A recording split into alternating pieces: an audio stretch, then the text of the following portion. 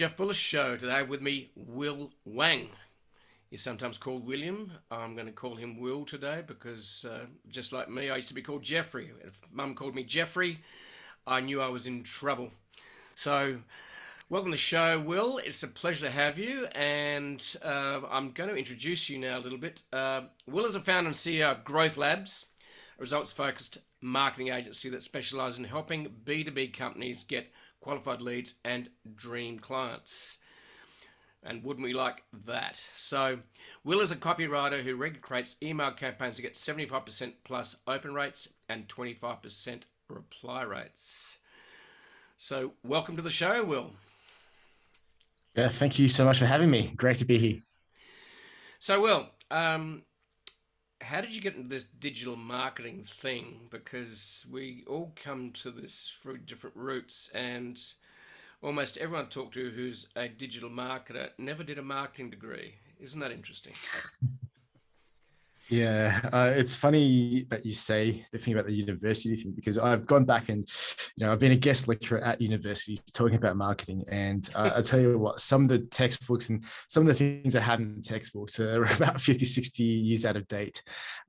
So my journey into this whole marketing thing was, I've always been a little bit entrepreneurial, always had side hustles going on throughout uni and a little bit into my working life. I used to sell websites on the side. As part of a gaming forum. I was a massive nerd and used to play games and talk about games on forums. And for some reason or another, just managed to end up picking up a couple of website gigs on the side. So build those websites, learn how to write for websites, and kind of transition with my father-in-law's business, which was a stonemasonry business, and then build stone kitchen bench tops and use that to practice and make my way into marketing after I realized the whole corporate IT thing didn't work out for me. Right. So you didn't want to become a white collar addict. I saw my managers 40 years ahead of me, unhappy working in the same careers for 40 years. And I said, no, I can't do this. Can't do it for 5 years, let alone 40 years. And so kind of made my escape from that. Yeah, well, I totally get that. I remember as a young whippersnapper teacher at high school, I was 21 and teaching, 15-year-olds, not much younger than me, and I was so full of life wisdom and everything. And as I started teaching, I looked at some of the older teachers, and then I went, the really old ones, like 45. I went, and just like me, it's like they were 20 years into the gig, and I went, they looked tired, they looked burnt out. I went, so after 5 or 6 years of doing my teaching, I went, no, I can't do this anymore, and sort of zigged to another vocation, which is in the whole digital technology space. So you saw a problem, I think, too, isn't it, that you were worked out that I think the digital agencies or people that are advertising your father's stonemasonry business just weren't cutting it. Is that correct? Yeah, it was a mixture of that, and but primarily it was also just that during the process of trying to find an agency, and this was a while ago. Now it seems like every man and a dog has an agency, but this was back in the day where there weren't that many agencies or marketing people you could hire. It just seemed like there wasn't an element of care in it, i.e., they didn't really care what results they got for you. A lot of them only knew about this SEO thing, which by their own admission, hey, it might happen in 6 months, but it might not, and we just don't know. Yet they wanted a ridiculous amount every single month. So that's the world that I kind of stepped into. And I said, look, there's got to be a better way to do this rather than just relying upon a strategy, which may or may not work, and you won't know for at least 6 months.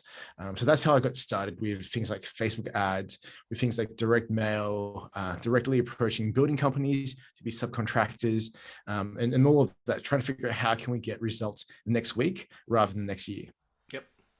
That makes total sense because search engine optimization, which is using the acronym SEO, which took me about 4 weeks to remember what SEO meant. I had to keep looking up the meaning of it when I was actually getting into digital.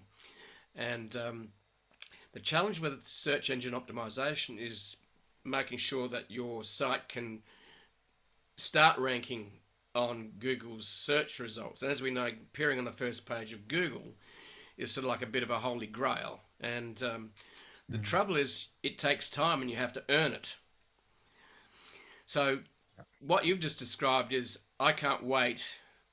I really need to be getting some results before 6 months turns up. Is that correct? Yeah, exactly right. It was, we want more leads tomorrow and we want more customers next week. What can we do to achieve that? And, and the search engine optimization, as powerful as it can be long term, it just wasn't going to cut it for us. Yeah. Yeah. So the reality is that you need to be working on both, really, don't you? You need to be playing the long game. In other words, ranking down the track in 6 months, 12 months, 18 months. Yeah. But also, you need to be getting leads today, like you said. So, what was, apart from Google ads and Facebook ads, you mentioned that you have some copywriting skills and produce some great results, like big open rates at 75% plus, and reply rates, which is click-through rates, I believe. So, how important is copywriting in getting that done? Yeah. So, I should also just say that reply rates were actually people emailing us back saying, yes, I'm interested in having That's very conversation. good. Yep. Yep. So yeah, I mean, copywriting is kind of everything as part of that, because the difference with email and the rest of the marketing mix that we do is there's no graphics. Well, you can put graphics in there, but it's not recommended when you cold approach someone via email. And it's literally, they don't know you from a bar of soap and you've got a split second to make an impression. Yep. So it's a very different form of copywriting. And there's a lot of great copywriters out there who can really verbalize their thoughts over a long web page that you have to scroll down and keep reading like a story and an essay. But when you've got cold email, you need to make a snap impression. That's a very different form of copy. So that kind of informed a lot of what we were doing. Obviously, there was a lot of trial and error, a lot of mistakes we made, but copy was kind of everything that I built my company on, and everything that we do to get our clients results is kind of based around this idea of having really good copy. Right. Okay. So, what are some of the secrets you can reveal about great copywriting? Take us through a few tips here. Yeah, I think as with anything in marketing, I don't think there's experience rather than secrets, right? Because I mean, everything with marketing is so open, it's so out there. You can really go into someone's email game and break it down, or like the funnels, or which is like web pages and ads, and really break it down. But the main thing that makes our work different to everyone else's is the data that we have behind sending so many emails. But when we first got started, it was more just about making mistakes and testing, hey, how does this subject line work? And then this subject line, if we ask for a 30-minute call versus a 10-minute call, what's the results? And just really understanding, well, if I was a person receiving this email in the middle of my busy day, what's going to get me to actually say yes to a 15-minute or a 10-minute phone call? So really mapping out the process that someone has to go through before they become a customer is key. And that's something that people don't do enough of. They just think, hey, let me just go get a phone call and I'm just going to spam 1,000 people, but it never really works out that way. It is a very methodical planned approach. Yep. So you are a proponent more of short copy that gets quick results. Is that right?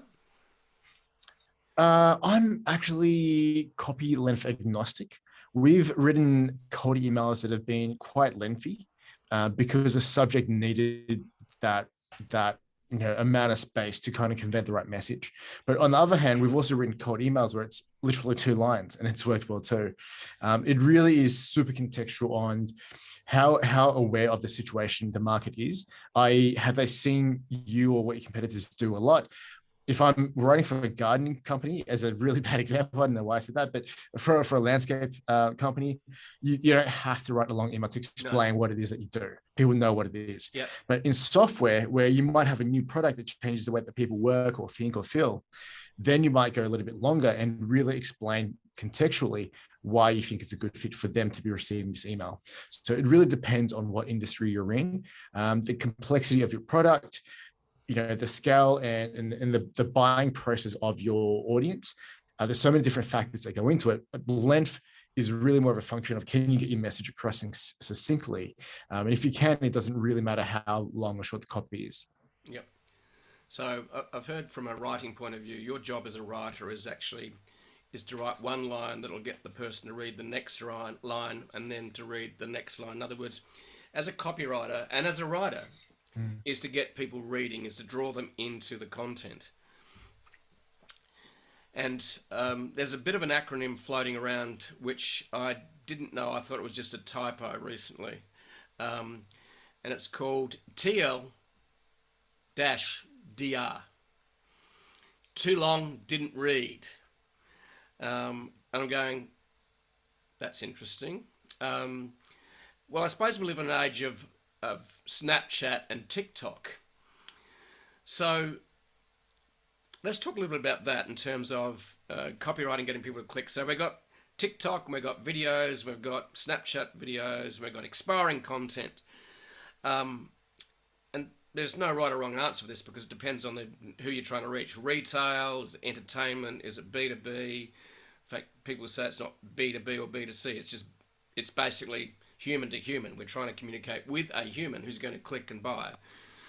So let's first talk about too long didn't read. Have you had an experience with that acronym and what you think about that? And you just talked about that short or long content doesn't matter. If it's a complex topic, you're going to have to write longer copy to explain what you mean. If it's a gardening place, I want to buy a rose. That's not complex. So let's talk a little bit about too long didn't read acronym and what you think of that. And where does it come from? Do you know? Yeah, I think it comes from, could be Reddit potentially. Because people tend to post massively long things on Reddit and then they summarize at the bottom with too long didn't read. It's a one-line summary, which, when I write cold email copy, I go back to, hey, are there any points in here where we can go, this is too long and I just didn't read it, and we can summarize in a single point. So for example, the way I think about cold email copy is I'm taking a full-on sales letter, which is chunky, and using too long didn't read and condensing it into a single email with just a few lines on it. So, but the skill in that is, well, what do I say in this email that went from a 5-page sales letter to a 3-line email? What is the stuff I have to put in here?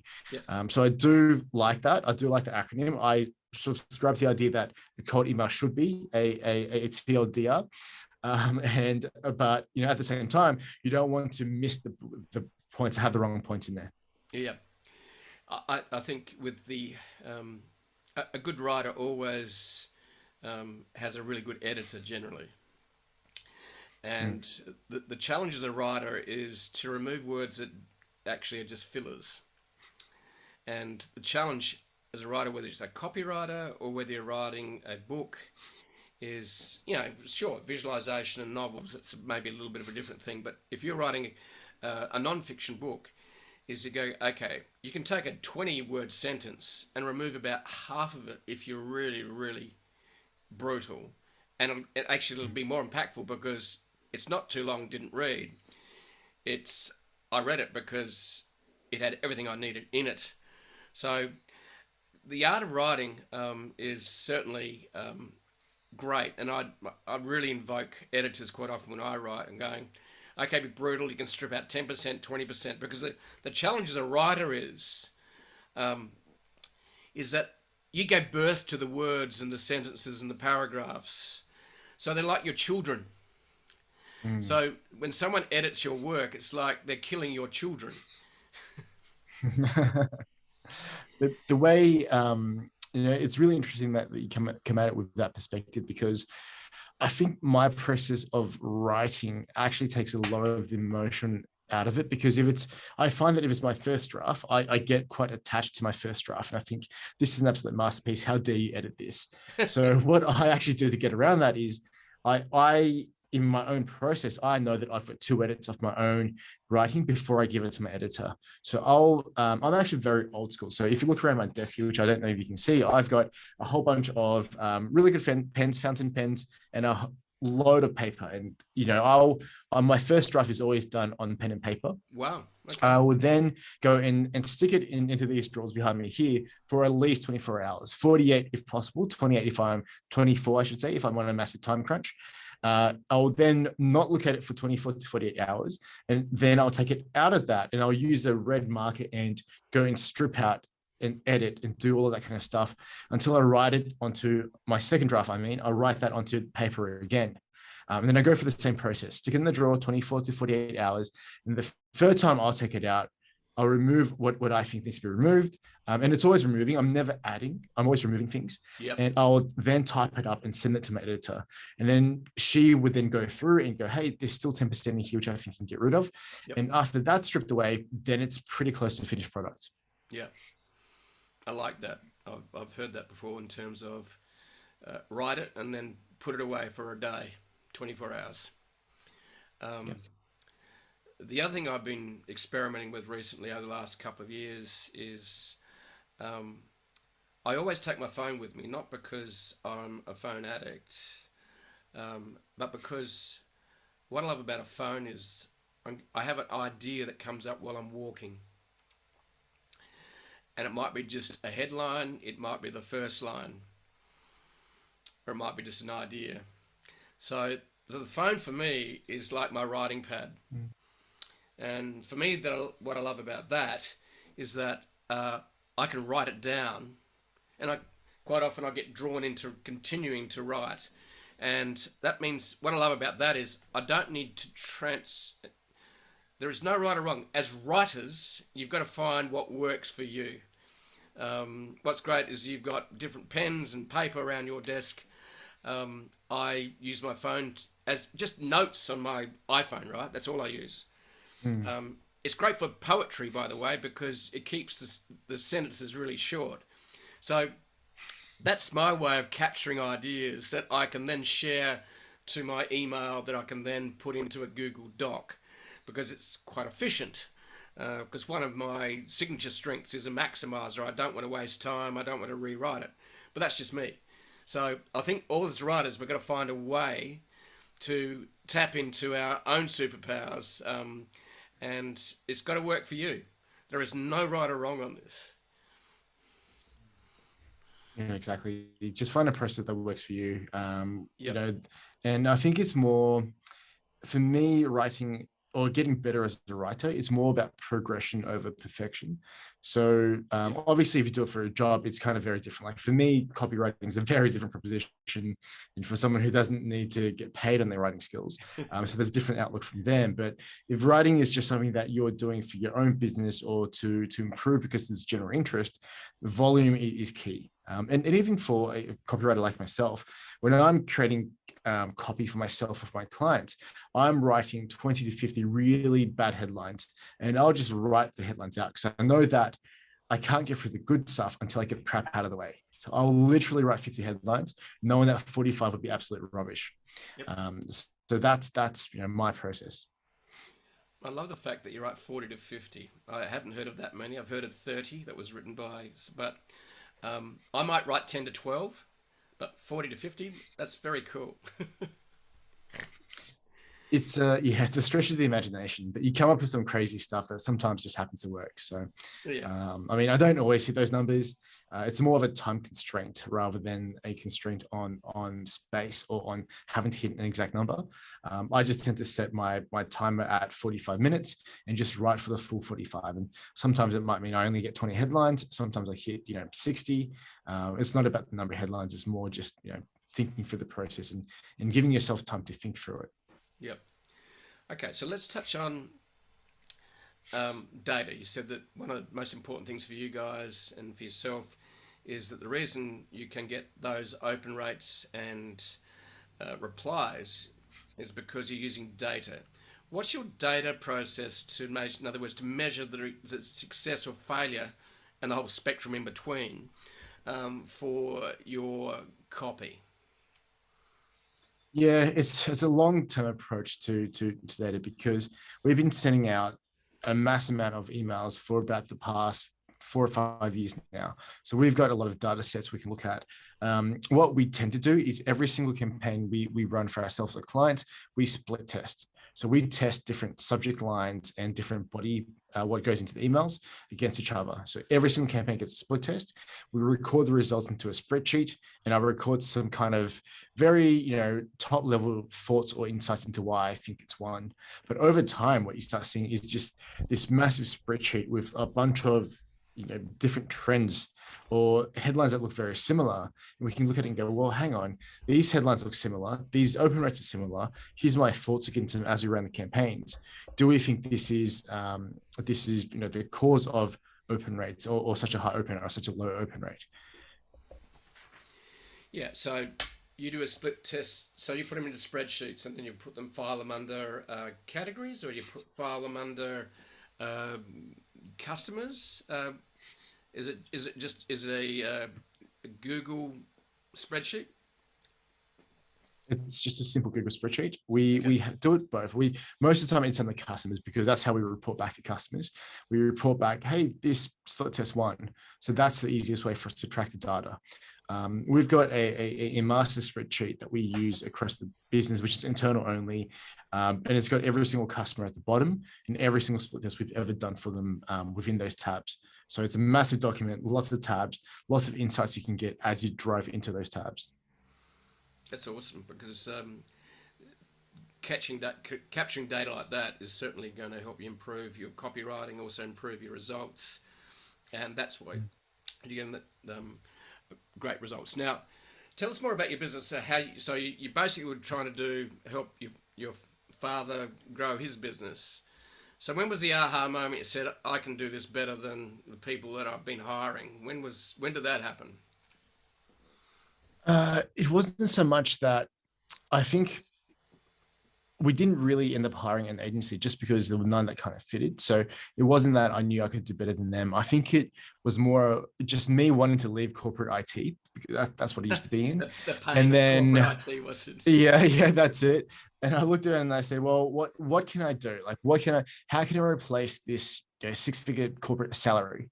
And there were so many different things online at that time, affiliate marketing, selling info products and courses and things like that. But at the end of the day, I needed to replace a corporate salary, which is a fairly decent salary, as quickly as possible.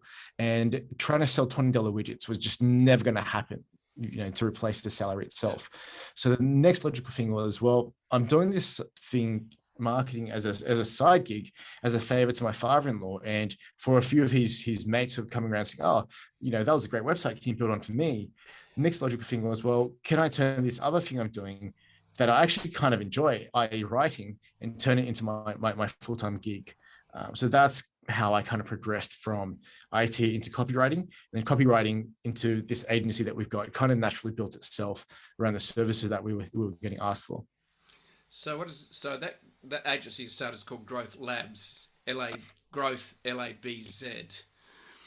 Yeah. So what makes you guys different to your competitors? A lot of agencies go out there and do SEO, and we know that's a really tough gig because Google keeps changing the rules, and it's challenging. I also are trying to maximize time on site for them rather than giving traffic to the people that create the content. In fact, I wrote an article which we're going to publish this week, is titled, "Is Google Stealing Your Content?" So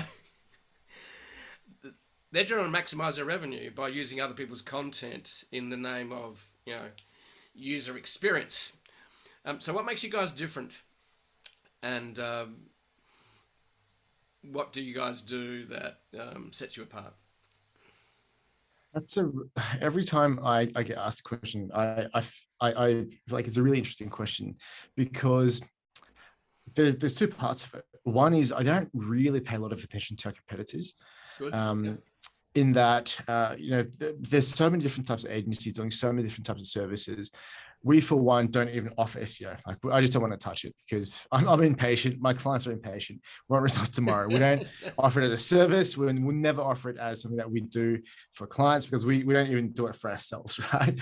Which is kind of probably one of the main things that differentiates us. We just what we're really good at and what our clients love in terms of working with us is that, you know, and most of my clients, just to give you some context, they're B2B businesses. They've got high value services.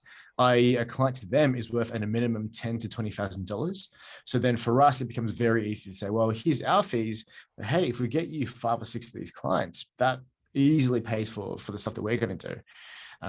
You know, so that makes it a really easy conversation. And we're so good at understanding the buying process of a high ticket sale versus like a widget that we just don't do B2C. We don't do retail. It's literally give me, you know, a software program that you sell for $100,000 and we'll get leads and sell it for you. So that's kind of our specialty. So that with the copywriting that we've got, the B2B specific copywriting, I think that's what's getting our clients results and just the care and attention that we've got. So some of our clients, we've actually invested into their business or we do, you know, revenue share deals with their business. So we're really tied into the same end goal that they've got, i.e. let's make them money. And for every dollar we make them, we might take 10 cents. So that's kind of how we've aligned our business with those of our clients. Okay. Yeah, so you're targeting, like you said, you're trying to avoid the widgets. You're trying to target high ticket item clients, B2B. Yeah. So let me ask you another question. Do you do any writing for yourself that's not used for marketing and you just do it for fun? Ooh. No right or wrong on this. This is going to sound really, really funny. And I don't know how PG this is going to be. When I'm on psychedelics, I love writing. It's my channel into self-expression. So yes, I do. But only with the aid of a moments. few, only special moments. Let's put it that way. Okay. I quite often write while I'm walking, actually. So, or a quiet moment. I dedicate an hour or two each day to sitting down and reading. And as I read, I get ideas, and then that can turn into a poem, or it could turn into something else, as in, you know, the start of an article. It might be that my recent one about Google, which I'm going to publish this week, which I mentioned, is more about being a sort of practitioner of SEO without being a practitioner of SEO since 2009. Because I end up getting great traffic from Google originally because it was just blunt force trauma. I just created a lot of content. But what I've discovered over the years is even despite creating that content now, Google started imposing rules on you, penalizing you if you don't obey their rules, and also changing the rules that suit them, not you. So this sort of like secret pact with Google wanting to index, you know, the content of the world and share it with everyone and do no evil has become a little bit different. You got to pay the shareholders, and they're not making enough money apparently. So, so what's the next things for Growth Labz, and what are you passionate about moving forward into this next few years? Yeah, I mean, where do I even begin? We're going through a phase now where, I mean, us as an agency, we work with some amazing clients doing some work that we really enjoy. So one of the things we're starting to do is to get really, really picky with new clients that we're bringing on board, just because things are going well, the team working well, clients are great. We want to make sure that we maintain that. So we are actually going to start filtering clients even more strongly than we already have. Yep. But on the same side of it, we're also acquiring businesses. We're partnering with new businesses to bring them on board. You know, with equity, with profit share, revenue share, all of that. So it gives me really interesting insights into the world of business. You know, we've got other services that we're spinning up. So I've got an amazing team of virtual assistants. So we've got a service that we've sold numerous times, but we've never talked about it. It's not on any website. We've placed virtual assistants for our other clients. And we've sold it enough times where my clients themselves have been like, dude, you should absolutely turn into service. We've hired 5 VAs for you and they've been amazing, but you don't talk about this anywhere. So that's probably something that we're going to look at doing as well as creating more content. So, it's at the point where business for us, I think there's room to help others do the same, i.e. leave a corporate job that they don't like. So over the next 12 to 24 months, I might be creating some more content around becoming a freelancer and following the path that we've done to go into freelancing and to build this agency business. So lots happening, but we'll just throw a whole bunch at the wall and see what sticks, really. Yeah. So just to wrap it up, what would be some of your top tips to anyone who wants to go into the world of being an entrepreneur or start a side hustle? Because you've done both. In fact, quite often side hustles become main hustles, and that's really what you ended up doing, wasn't it? Yep, exactly. So what would be some of your tips for anyone that's a little afraid of stepping into the main ring of being an entrepreneur, into the bull ring of being an entrepreneur? What would be some of your top tips for anyone that's afraid to make the move? I've got a couple. I think the first one is, it's a mistake that I made, which is leaving my corporate job too early. I think if I'd stayed in my job for an extra 6 months and just gritted my teeth and got through it, my business would have grown exponentially faster than it has. So that, I think, is one. Don't leave security, because you're going to make some bad decisions and bring us some wrong clients, and you're going to wreak of desperation. Yep. Exactly. So if you've got a job, you're building a side hustle, build it until it truly, really, can support you leaving your job. I think would be my main tip. Which I know for me, I'm impatient with life. That was, if I heard to myself, I'd be like, no, I'm not listening to that. But I've got to put it out there, because having walked the path, I know that if I did give it another 6 months, I think I would have been, at least 18 months better off in terms of my growth rate.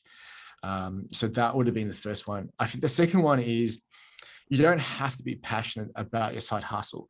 I.e., you don't have to be passionate about TikTok. You don't have to. You just got to be passionate about being good and about giving value to your clients.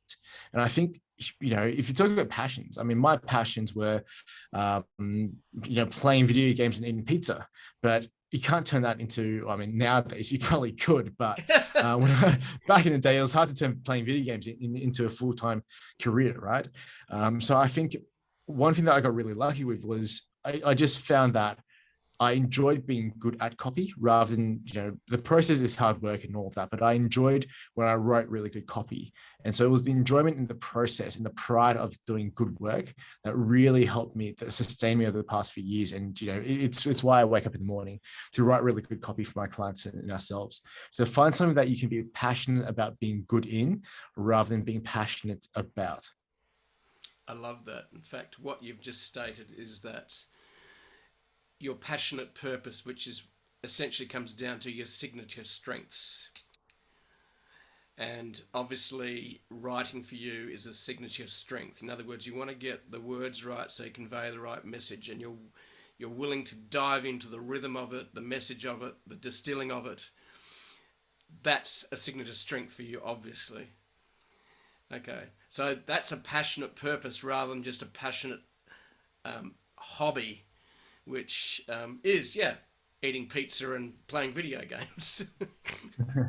There's a big difference, I think, between what you sort of love as a distraction, which could be seen as a passion, but we know quite often isn't, versus your passionate purpose, which comes down to, what are you bloody good at? Exactly yes. Right. So what you're doing is you're doing what you're really great at, and you enjoy doing at the same time. And I think especially corporate tries to help you overcome your weaknesses when they should be doubling down on helping you build your strengths. Exactly. Yep. And that's where the joy rises, the happiness and the passionate purpose becomes really quite magical. And you don't feel like you're working. It feels like you're playing, because you're on purpose. Yep, definitely. I mean, it's funny, because one of the weekends a little while ago, I was working all weekend, and I had a friend who was saying, don't like, why are you working the weekends? Like what's going on? Are you that busy? Are you that stressed with work that you've got to work on Saturday? And then I looked around and I said, well, actually no, but I've been really wanting to write this bit of copy for ages, and I just felt like I just had to write it today. And so it's one of those things where, if you can find enjoyment in what you do, like for me, turning up here every day doesn't feel like work. It's like I get to play, I get to experiment, I get to do something I'm really good at and get rewarded handsomely for it. And for me, it's so fulfilling to do that. Yeah, it's going back to the exact point that you had. What's your passionate purpose? Yeah. And I think our job in life is to find what that passionate purpose is. And there's the old saying, which if you discover that, you'll never work another day in your life. Exactly. So thank you, Will, for sharing your expertise and passionate purpose.